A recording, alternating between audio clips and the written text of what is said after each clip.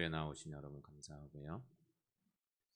예배 드리는 이 시간 말씀 듣다가 하나님의 큰 사랑, 구원의 은혜를 우리 입술로 마음으로 고백하고 신앙의 기초가 더 든든해지고 주님 높이는 우리 모두가 되시기를 축원합니다. 사람이 아프면 병원 가지요. 병원에 가는 이유는 말할 것도 없이 병을 고치기 위해서 가는 것입니다. 아픈데도 괜찮아 이러면서 병원에 안 가고 계속 있으면 나을 수도 있지만 크게 고생을 하거나 나중에 중병이 될 수도 있는 거죠. 그래서 병원에 가는 것은 병을 고치기 위해서, 낫기 위해서 가는 것입니다. 그런데 여러분, 사람이 병을 고치려면 정확한 진단을 받아야 됩니다. 병원 가면 의사 만나잖아요. 그래서 정확한 진단을 받은 후에 내 병이 어떤 병인지를 알아야 됩니다. 근데 우리는 의학을 공부한 것도 아니지만 우리는 대부분 환자인 우리가 대부분 반의사쯤 됩니다. 대부분 그래서 그냥 내가 내 몸을 알지 뭐 이래서 의사 앞에서도 그런 경우가 많습니다. 근데 중요한 건 여러분 정확한 진단을 받고 내 몸에 약한 부위가 왜 생겼는지 병에 대해서 알아야 됩니다. 그리고 그에 맞는 처방을 해야만 합니다. 약 먹어도 될 병 같으면 약 받아가 그냥 집에 오면 되는 거고 환자분 살펴보니 병이 너무 깊어요. 그러면 병원에 입원해야 되는 거예요. 그리고 수술하는 거죠. 그래야 속히 나아요. 그래서 이런 과정이 기본적으로 필요한 거죠. 만약에 여러분 급성 맹장 환자가 있다고 해보십시오. 급성 맹장 환자. 그런데 그 급성 맹장 환자를 급체한 것으로 잘못 알고 소화제만 먹였다고 해봅시다. 그럼 어떻게 될까요? 얼마 있지 않아서 하루는 어쩔지 모르겠습니다. 2, 3일 지났다 하는 난리나. 잘못하면 그 사람 죽일 수도 있습니다. 맹장도 그렇지만 이렇게 교우들 경우 가끔 보면 이런 경우도 있더라고요. 뇌혈관 질환, 심장 질환이 있고 뇌 질환이 있잖아요. 보통 갑작스럽게 우리를 힘들게 하는 게 막 쓰러지게 만드는 게 심장 질환이거나 뇌혈관 질환인데 보통 뇌 질환은 다는 모르겠지만 뇌 질환이 약하게 왔어요. 그러면 보통의 경우는 막 머리가 아프고 좀 이상하고 막 토하기도 하고 토하는 거예요. 그러면 어떻게 해요? 우리는 토사광탄이었나? 이런 생각을 하는 거예요. 그리고 대부분 소화제를 먹습니다. 소화제를 먹고 좀 방바닥을 따뜻하게 해놓고 잠을 자보는 거죠. 내가 잘못 먹었나? 여기가 문제가 왔는데 스스로 우리가 진단해 보기는 막 토하고 이러니까 내가 뭔가 음식을 잘못 먹고 체한 모양이다 싶어서 소화제를 하나 딱 먹고 잠을 자면 만약에 한 서너 시간 자버렸어요. 잤어요. 그리고 못 일어나. 가족들이 있어도 뭐 신경 못 쓸 수도 있어요. 혹여나 이런 비슷한 일이 생기면 너무 오래 자면 체크해 볼 필요가 있어요. 제가 옛날 익산에서 목회할 때 교우 중에 한 분이 그랬어요. 일하시다가 그런 상황이 왔는데 소화제 드시고 딱 주무시고 몇 시간 만에 못 일어났어요. 그리고 바로 병원으로 원대병원으로 옮겼죠. 6개월 정도 고생하시다가 일어나시지 못하셨어요. 그대로 몸이 그냥. 그러니까 진단을 잘하고 병에 대해서 바로 알고 처방을 내리는 거 정말 중요한 거. 중간 생략해버리고 내가 그냥 지레 짐작으로 이렇게 해놔버리면 큰 낭패를 볼 수 있다. 그냥 나을 수도 있지만 정말 문제의 병일 경우는 심각한, 되돌릴 수 없는 심각한 상태에 빠질 수도 있는. 근데 우리가 잘못하면 그런 실수할 수 있는 거죠. 여러분, 이 병 문제를 이렇게 얘기했지만 인간의 구원 문제도 똑같습니다. 영혼 구원 문제도 이렇게 적용해 볼 수 있다고 생각합니다. 인간이 구원을 받으려면 먼저 인간의 현재 상태를 바르게 알아야 합니다. 마치 내 몸에 질병이 어떤 질병이 있는지 진단 제대로 내리는 것처럼 우리 몸에 인간의 현재 인간의 하나님 앞에서 인간의 상태를 바르게 알아야 되는 것입니다. 그리고 하나님께서 처방해 주신 구원의 방법을 알아서 그 방법대로 우리 영혼을 갖고 가는 것이죠. 그래야 우리 영혼이 사는 거예요. 그런데 여러분, 하나님께 처방해 주신 구원의 방법은 성경 말씀에 쫙 있어요.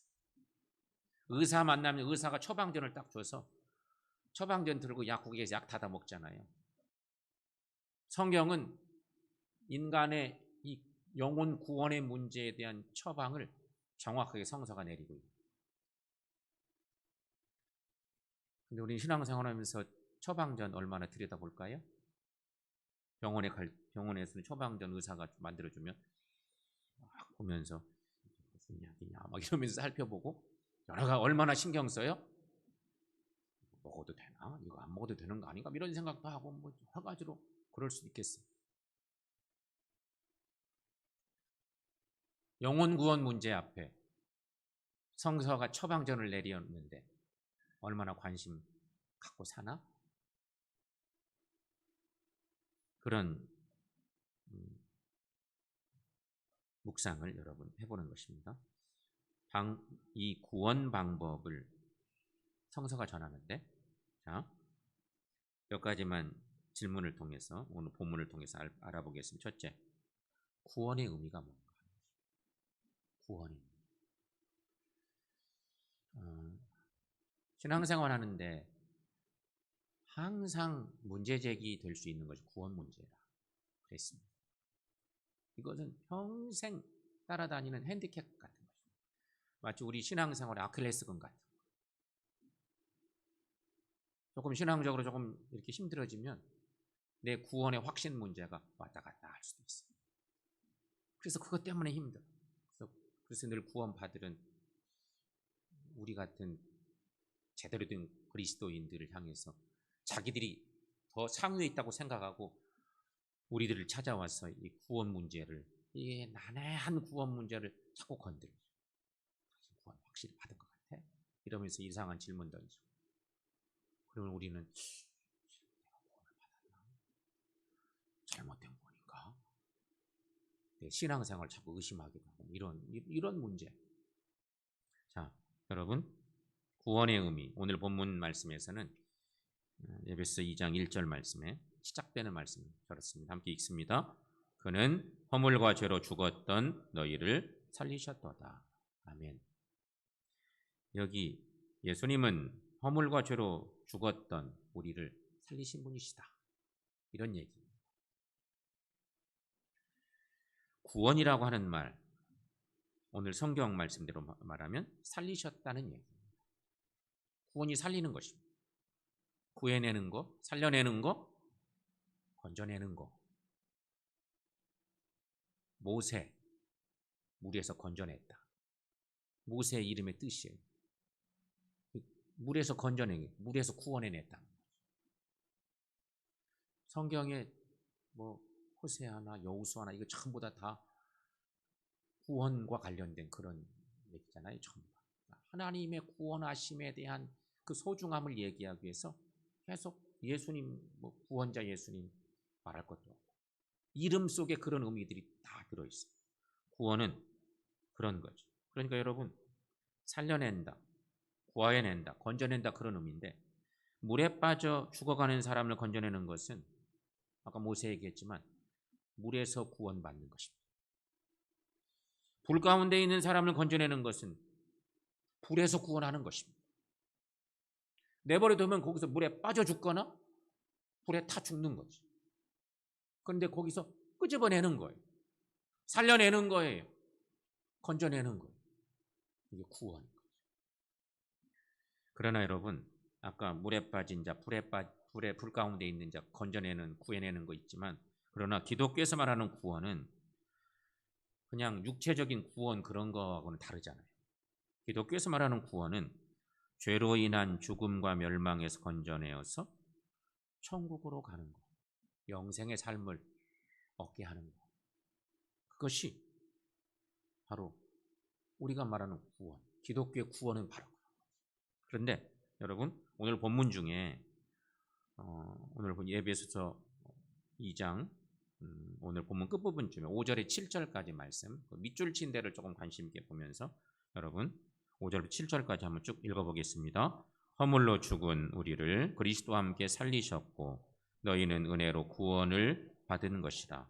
또 함께 일으키사 그리스도 예수 안에서 함께 하늘에 앉히시니 이는 그리스도 예수 안에서 우리에게 자비하심으로써 그 은혜의 지극히 풍성함을 오는 여러 세대에 나타내려 하십니다.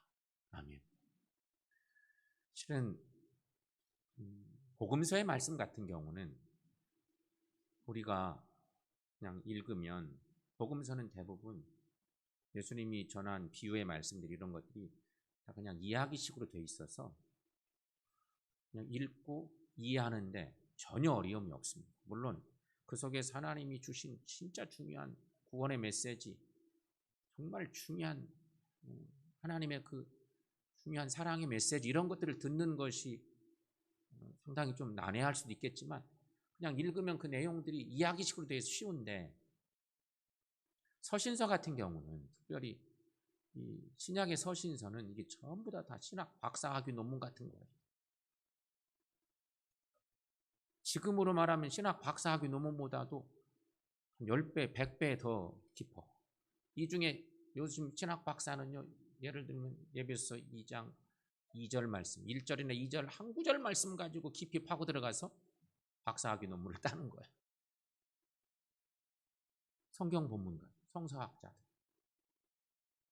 근데 여러분, 이 말씀들은 매우 논리적이고, 그런데 한번 읽어가지고는 무슨 말인지는 알겠는데 이 심오한 진리를 탁 이렇게 내 것 삼기는 참 어려워. 여기 분명히 그런 얘기를 쓰고 있는데 이러고 저러고 뭐 이렇게 하면서 쭉 전개해 나가다 보니까 그렇게 쉽지가 않아요. 읽을 때는 아는데 이해는 하죠. 다 모르는 거 없어. 읽고 나서 만약에 우리 보고 간단하게 요약해 보세요 그러면 저를 비롯해서 우리 모두가 다 요약해내기가 너무 어려워. 바울이 어마어마하게 논리적으로 말씀을 썼기 때문에 문장도 상당히 길게 막 연결합니다. 그래서 조금 난해하긴 한데 중요한 건 여러분 여기 보세요.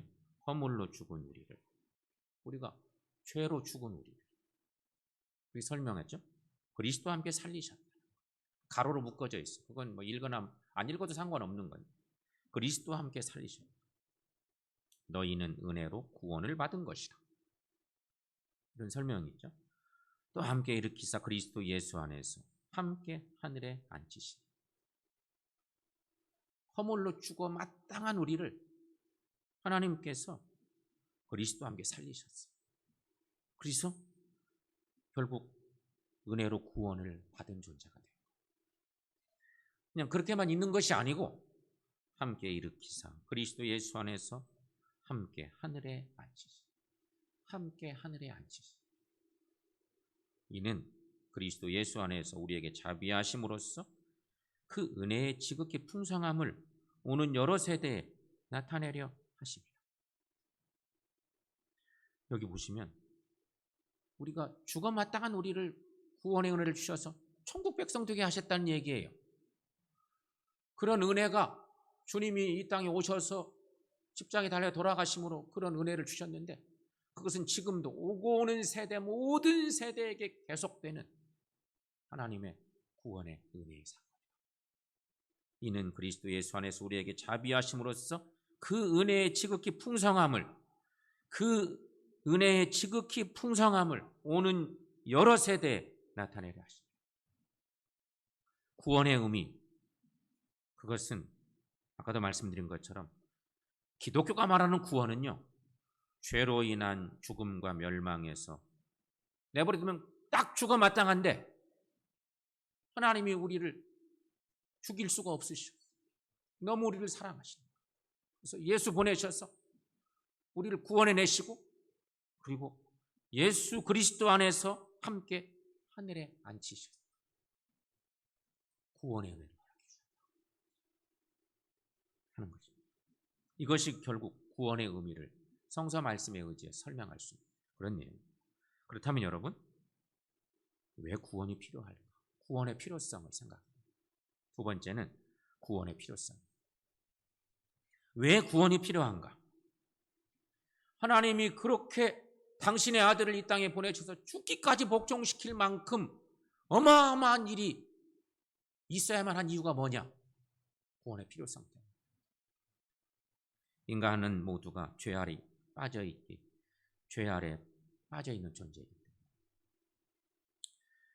여러분, 인간은 하나님의 말씀을 거역하고 사탄의 말을 따랐기 때문에 죄인이 된 것이었죠. 그리고 죄인이 되었기에 지금도 죄를 지으며 살고 있는 것이 사실입니다. 죄의 결과는 죽음이며 이 죽음은 영원한 멸망을 가리킵니다. 그래서 이 말씀 지난주에도 나눴던 건데 로마서 6장 23절 말씀에 죄의 싹은 사망이에요. 죄는 사망, 이꼬르 사망.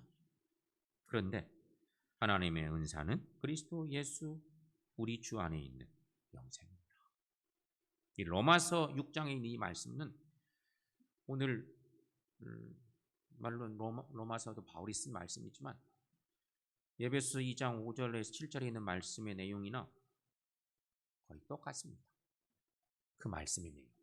표현은 완전 다른데 그 의미를 치고 들어가 보면 죽어 마땅한 우리를 하나님께서 예수님으로 구원해 주시고 하늘에 올리셔서 우리를 하나님 나라 백성 되게 하시고 이 구원의 은혜를 노래하는 거죠.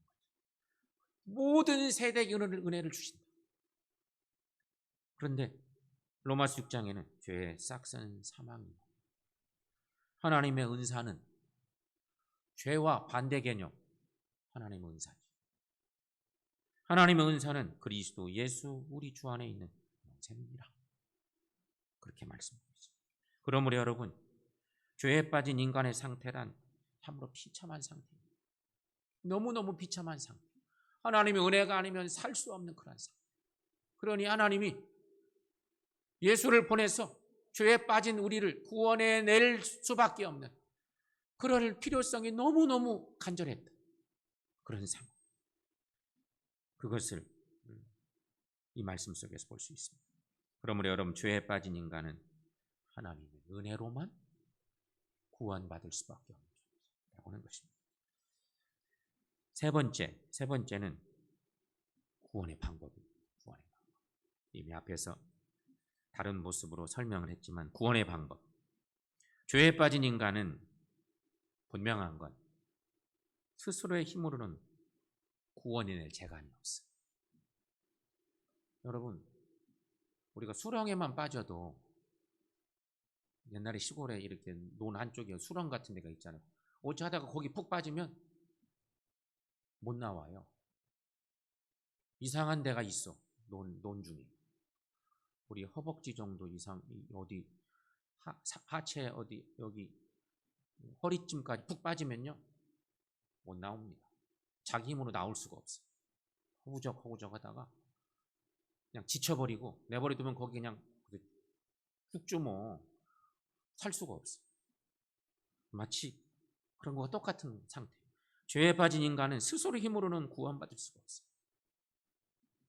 죄에서의 구원은 인간의 힘이나 선행이나 고행이나 그 어떤 방법으로도 불가능합니다.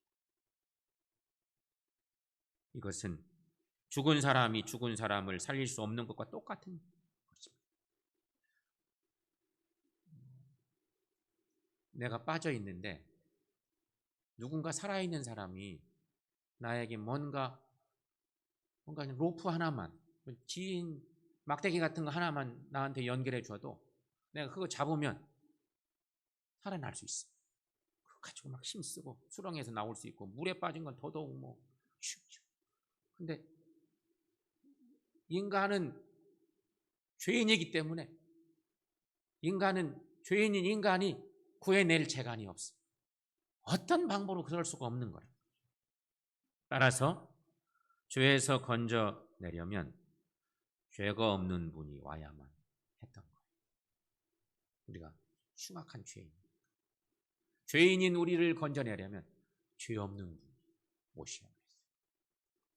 죄에 빠진 인류를 건지러 오신 분이 바로 예수님이시라는 것입니다. 하나님께서는 죄 없으신 예수님을 보내 죄인을 구원하도록 그렇게 명령하신 것입니다. 이게 하나님의 구원 계획. 요한복음 3장 16절에 우리가 잘 아는 말씀 함께 읽습니다. 하나님이 세상을 이처럼 사랑하사 독생자를 주셨으니 이는 그를 믿는 자마다 멸망하지 않고 영생을 얻게 하려 하심이라. 아멘. 하나님은 세상을 사랑하셨어요. 그래서 독생자를 이 세상에 보내주시고 세상 모든 사람들을 예수 믿는 사람들이라면 다 구원해 주시려고 이런 구원의 놀라운 역사를 이루어 주셨다는 것입니다. 우리 예수님께서 인간의 죄값을 대신 지고 죽으심으로 우리의 죄 문제가 해결되었다는 것입니다. 그러므로 구원은 예수님으로만, 예수 믿음으로만 가능한 것입니다. 사도행전 16장 31절 말씀. 사도행전 16장 31절. 바울이 빌립보 간수에게 전하는 그런 말씀이죠. 여러분 함께 읽습니다. 주 예수를 믿으라. 그리하면 너와 내 집이 구원을 받으리라. 아멘. 베드로의 제자들의, 예수의 제자들의 복음 전파의 핵심도 이거였고 바울의 복음 전파의 핵심도 사실 이거였습니다. 예수님의 십자가 그리고 그의 부활, 그의 죽으심과 부활, 이것이 그들의 설교의 핵심 내용이고 무엇보다 중요한 건 예수 믿어야 구원받는다는 것. 예수 믿으면 그 이름으로 구원받을 수 있다. 너와 내 집이 구원을 받으리라. 정확하게 말씀 주시고 있는 것입니다. 성도 여러분, 인간의 구원 방법은 오직 예수님을 믿음으로만 구원받습니다. 자, 그렇다면 여러분, 이제 지금 구원의 의미, 구원의 필요성, 구원의 방법, 사실은 거기서 거기인 내용들이 조금 구분해서 말씀드릴 뿐인데, 이제 마지막에 이 예수 믿고 구원받으면 구원의 결과는 무엇인가 하는 것입니다. 구원의 결과, 우리에게 어떤 은혜가 있을까? 우리가 정확한 죄인들이 하나님의 은혜로, 긍휼의 은혜로 예수님 구세주로 만나고 고백하게 되고 예수 믿어 구원받았는데 구원받은 우리들 어떤 결과가 생길까? 성경 말씀에 의지해 보면 4가지 정도의 생각을 했습니다. 첫째, 하나님의 자녀가 된다는 것입니다. 구원받은 하나님의 사람들을 한마디로 말하면 하나님의 자녀라고 말하는 거죠. 하나님의 자녀가. 요한복음 1장 12절 말씀 함께 읽습니다. 영접하는 자 곧 그 이름을 믿는 자들에게는 하나님의 자녀가 되는 권세를 주셨으니. 아멘. 그렇습니다, 여러분. 우리는 교회 나오면 무조건 나 하나님의 자녀 되나? 병원에 가면 우리가 다 환자 되는 거죠, 뭐. 교회 나오면 다 하나님의 자녀 되나? 성도라고 불리고 교인이라고 불리긴 하는데 중요한 건 여기 요한복음 1장에 그 유명한 말씀에 의지해 보면 영접하는 자, 곧 예수님을 믿는 자들에게는 하나님의 자녀가 되는 권세를 주셨다는 거예요. 예수님을 나의 구세주로 영접하고 주님의 이름을 온전히 구원주로 믿는 사람들, 예수를 구세주로 고백하는 사람들, 그들이 다 하나님의 자녀가 되는 은혜를 입는다는 것이죠. 그러니 여러분, 구원의 결과는 첫째는 하나님의 자녀입니다. 하나님의 자녀된 우리 모두 그 은혜에 감사하며 사시기를 축원합니다. 두 번째, 하나님 나라 시민이 된다는 것입니다. 하나님의 자녀 되니까 천국 백성 된다는 거죠. 하나님 나라의 시민. 빌립보서 3장 20절에 바울이 전하는 말씀이죠. 여러분 함께 읽습니다. 그러나 우리의 시민권은 하늘에 있는지라 거기로부터 구원하는 자 곧 주 예수 그리스도를 기다리노니. 아멘. 바울이 그의 사역의 마지막 짐을 직감하고 로마 감옥에서 마지막으로 쓴 거의 옥중서신 빌립보서, 그의 신앙생활을 회상하면서 이제 이 빌립보서를 읽어야 될 너무도 사랑하는 빌립보 교우들이 신앙적으로 혹시 흔들릴까? 구원의 확신을 가지고 살던 그들이 신앙적으로 나태해지고 다 이리저리 흩어질까 염려되니까 빌립보에서 그런 말씀들을 자꾸 막 써내는 거죠. 내용들. 구원받은 하나님의 자녀, 그들은 하나님 나라 백성이 된다는 거죠. 그래서 우리의 시민권은 하늘에 있는지라 거기로부터 구원하는 자 곧 주 예수 그리스도를 기다리고. 말씀 다 뒤에만 읽지 않았지만 이런 놀라운 말씀, 하나님 나라 백성 된 우리들에게 주고 있는 거죠. 사랑하는 여러분, 구원받은 우리는 하나님 나라 백성임을 믿으시기를 축원합니다.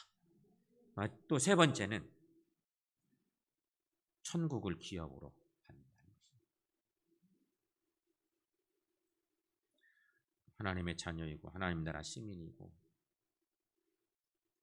그러면 자동으로 될 일이지만 천국을 기업으로 받는다. 시편의 말씀에 이런 표현들이 성경에 여기저기 많겠지만 시편 33편 12절 말씀에 저런 말씀이 있어요. 여러분 함께 읽습니다. 여호와를 자기 하나님으로 삼는 나라 곧 하나님의 기업으로 선택된 백성은 복이 있도다. 아멘. 여호와를 자기 하나님으로 삼는 나라 곧 하나님의 기업으로 선택된 백성은 복이 있도다. 이미 하나님의 백성으로 살고 있는 주의 자녀들, 하나님 나라 백성들, 그들에게 하나님이 약속하신 하늘 기업, 하나님 나라를 얘기하는 것입니다.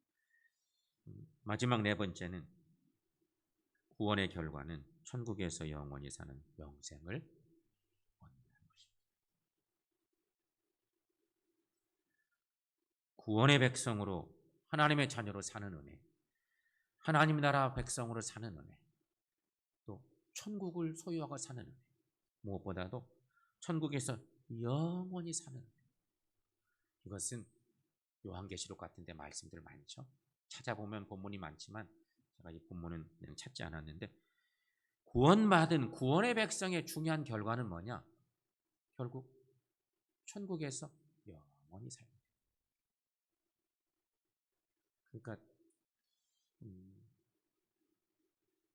예수 믿으면 우리가 죽어도 살고 또 살아서 온전히 예수 안에 가면 영원히 사는 놀라운 은혜. 이런 은혜, 구원의 은혜라고 하는 것입니다.